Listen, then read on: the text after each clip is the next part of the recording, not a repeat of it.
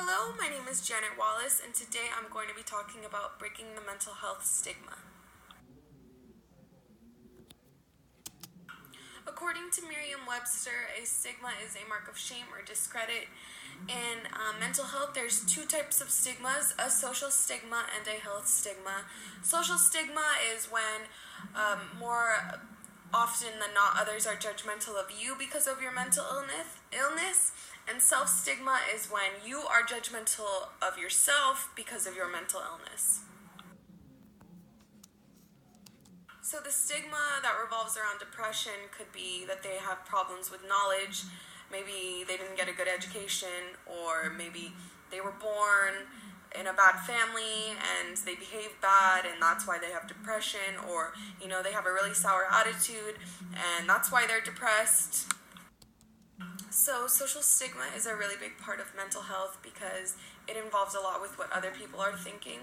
And since there is such a taboo around mental illness, talking about it, social stigma is a pretty big deal. And it could mean, say, I'm dealing with depression and I'm being mocked by others because it's hard for me to brush my hair or get out of bed. And this causes a lot of people to not even want to seek treatment or go out and get help because of the social stigma around it. So self-stigma could even be described as that little voice in your head telling you that you're going to fail, telling you that you're not good enough. It's the internalization of negative attitudes in your mind. It's pretty much your voice in your head telling you that you're never going to get better, or you're never going to receive help or even get treated for your mental illness. And it's a pretty big deal, as well as the social stigma, because if a person doesn't want to get treatment, no one else can make them get treatment for themselves.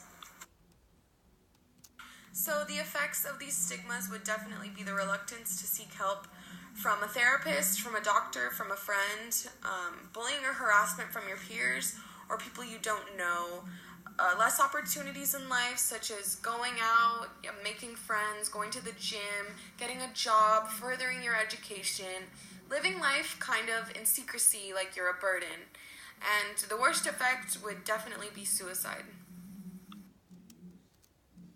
So some ways to break the barrier would definitely be to start talking about mental health. Ask someone how they're doing. Ask someone if they're struggling. Ask them if they need help. Ask them if they want a hug. I believe that mental and emotional health should be taught in schools because a lot of people don't really know what it is. A lot of people don't know what depression is. A lot of people don't really know what anxiety is. They just have these stigmas in their head of what they are, but not what they truly are. So I think the first step is to talk about it. So it's up to us to end this mental health stigma, and we can start doing it by talking about it. Be compassionate towards other people because you never know what they're going through. Be mindful of your words. Even if you're the type of person to always say, gosh, I'm so dumb, replace the dumb with smart, because it really can change the way you think about yourself. And don't judge others. Don't, because you never know what they're going through. You may see someone on the outside as a perfect human, but on the inside you never know what they're going through.